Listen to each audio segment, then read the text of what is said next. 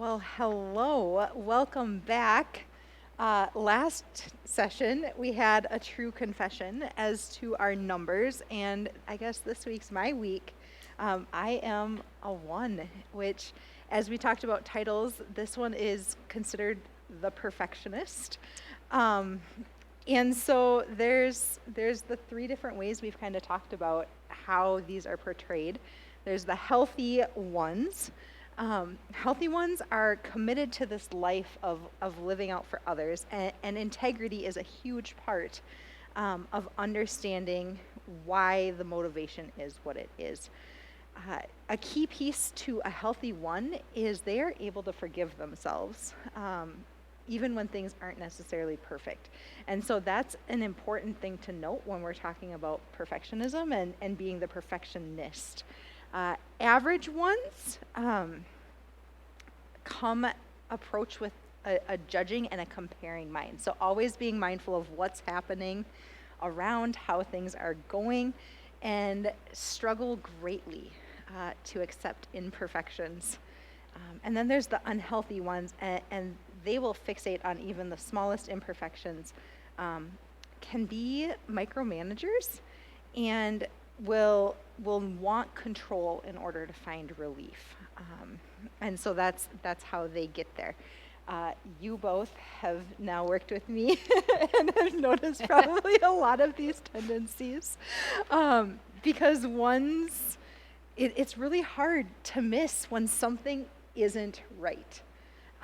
So yes, even some of those small things, it's easy for me to be like, oh man, I forgot to do this, or oh, I messed this thing up, or why isn't that just right?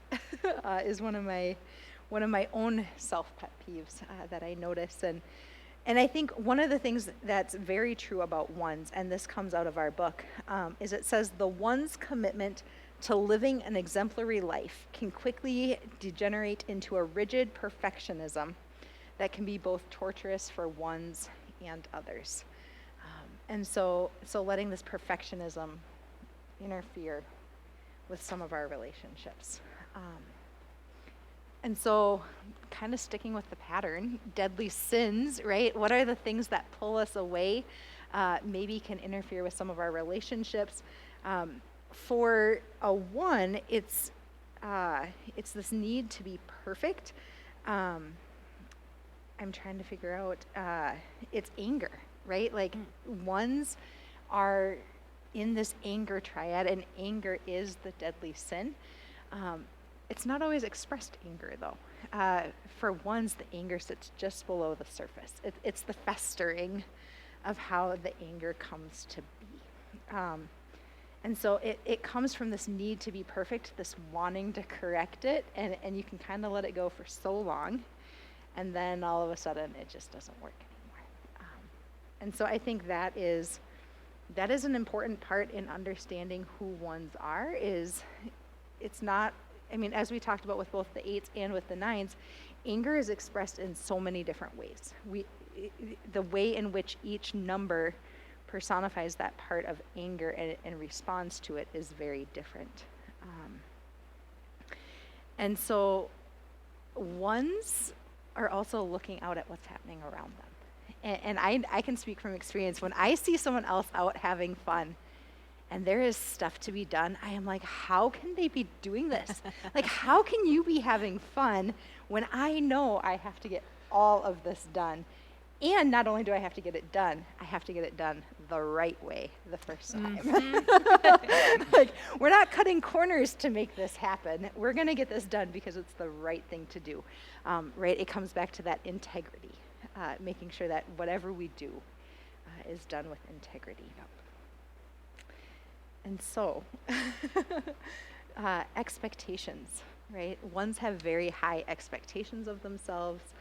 They don't want anything to be wrong. When something is wrong, there's a lot of self-blame that can come. And going back to that quote, it's easy to hold others to that same standard. The imposing perfection on someone else. Well, if I need to do this perfect, then you need to do this perfect.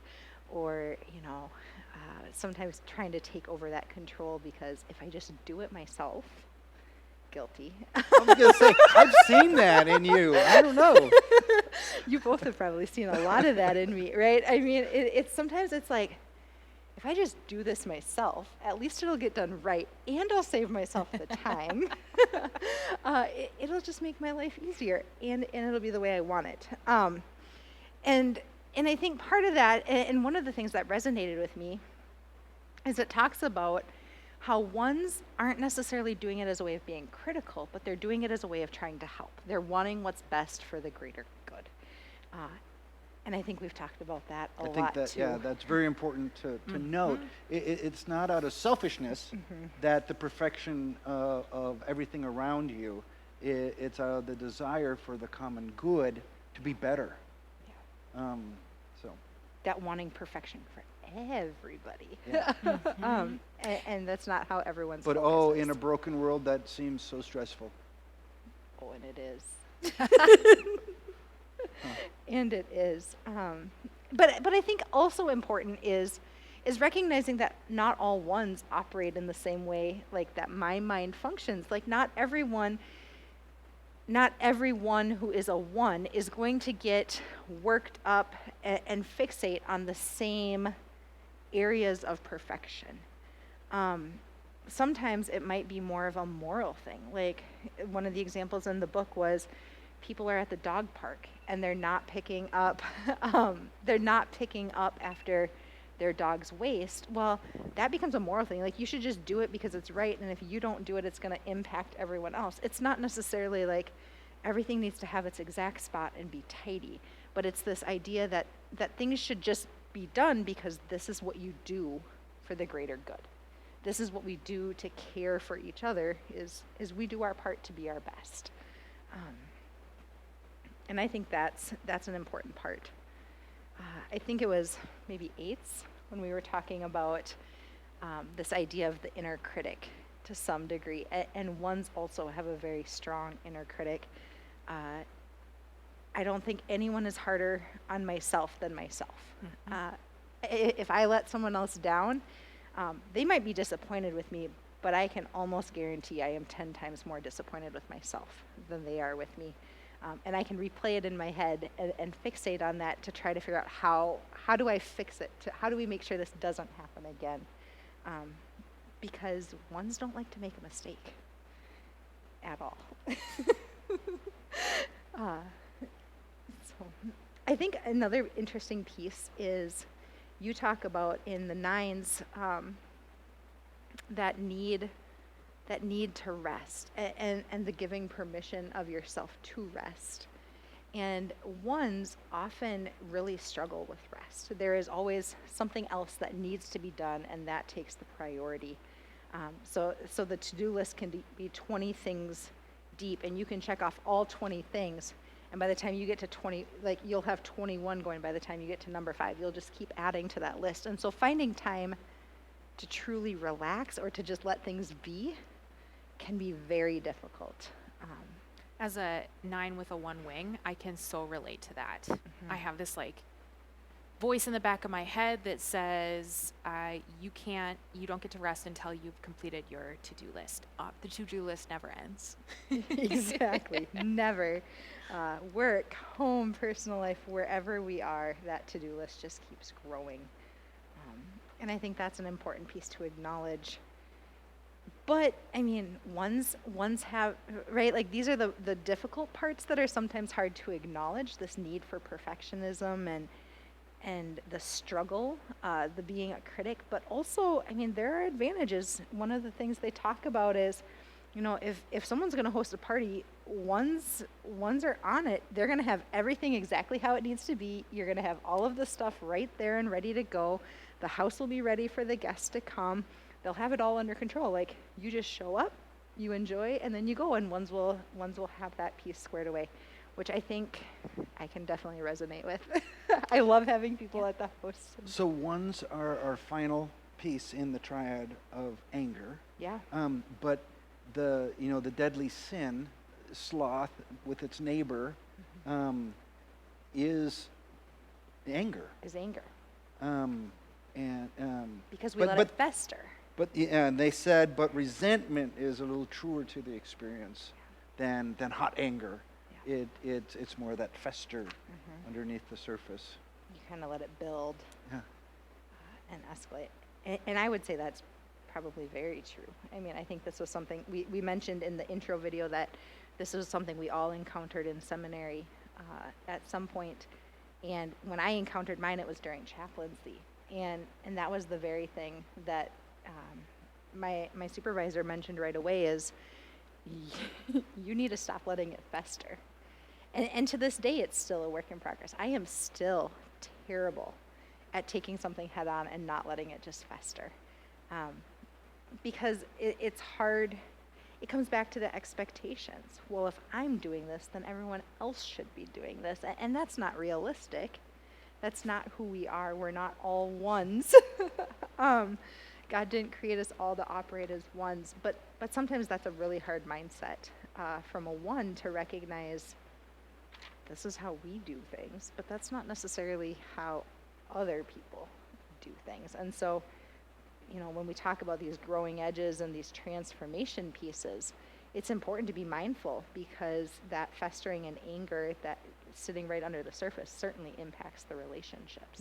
But on the good side, ones in the world help the world to get things done. Hopefully they do it, though, without killing themselves in the process. I imagine heart attacks are a little present in a one's life. I sure hope not, but yeah. That's why we seek to always become healthy. Yeah, and I think, I can speak to it. Days off, I'm like, well, what things do I need to get done today? I should just, today is a day to rest and to recover. And I'm like, well, no, we got too many things on that to-do list. Time to start checking them off. So maybe having a wing of a 9 sometimes might be a little more helpful. What is your wing? Well, let's take a peek at wings. I am still trying to figure out some of this. So a 1 with a wing 2 is more extroverted, warm, helpful, and empathetic on the high side of a 2. But they can be more critical and controlling. And then a 9 is more introverted, detached, and relaxed. So I would guess I am a 1 wing 2. Yeah, I would guess. Based on based on those responses. Laid back and easygoing are not words that would be self-descriptors. Ones as children, and again, it's so fascinating once you start going through the numbers to see people and people you love. But ones as children growing up, ones tried to be the model kids. They know the rules, and they follow them to the letter. I married that child. I lived that child. Right? I mean, and I think sometimes it can come when you're the oldest. There's this expectation to be the role model, or the parents are trying to get it right because you're the first one, and so the rules are exaggerated, and you don't want to cross the rules because you don't want to find out what happens. I remember being the kid that never wanted to get in trouble in school. I would do whatever it took to make sure I was on my best behavior. Teacher's pet was certainly mentioned multiple times because I didn't want to be a rule breaker. I was going to follow the rules. I was going to do what I could be to be a helper in that way. And so, it's always interesting when we reflect on those childhood experiences and who we are, because it certainly impacts in some way who we become as adults and the way that our mindset is shaped and how we go about doing things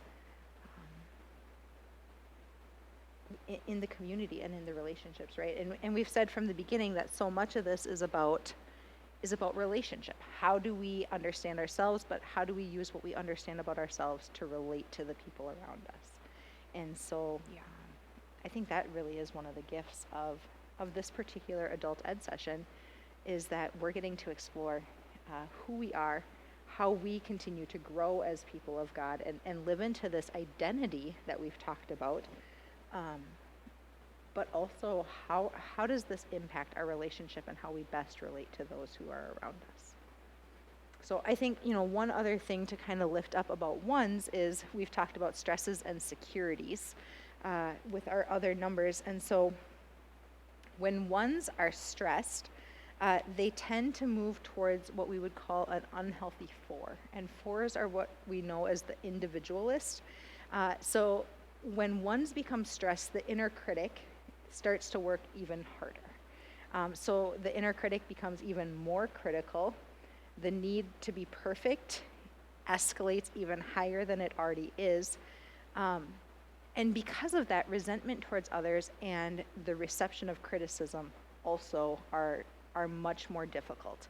It is easier to become much more resentful of people and to kind of put up that wall, and it's also a lot harder to hear criticism. And I can attest to that at times in my life. There have been, I know there have been spots where people have been like, you really need to work on how you receive criticism. And as a one who seeks to have things done right, criticism in and of itself is often very difficult, especially if it's not constructive criticism. And I think that's an important part. And then insecurity, ones move towards a 7, which, they're the enthusiast. And so a little bit more self-accepting, a little bit more spontaneous and fun, willing to kind of let their guard down a little bit and live into some of that peace. And so not being afraid to try new things out of failure. I think sometimes it's difficult to do something new if you know you're not going to be good at it. And so if I know I'm not going to succeed at something, or if there's a high chance I might not succeed at something, I am much more reluctant to step into that. But you tried axe throwing. I did try axe throwing. I would try that again. I was not great at it. It is not perfected, but it was a good time. I must have had a 7-day that day. So I think, anything else on ones or perceptions, things to lift up? Did you have we've ended so beautifully with a transformational, no? I don't have it written down for number one. Let me just take a stab. If you're a 1 and you believe the only way you know peace on the inside is if you're perfect and everything on the outside is the same, it's not true. That tranquility only comes when you surrender your compulsive need for perfection and stop stifling your emotions, particularly your anger. Don't hide your true self behind the veneer of perceived perfection. And I think the piece that comes right after that, right? A person doesn't need to be perfect to be good. Nice. That's a good note to end on.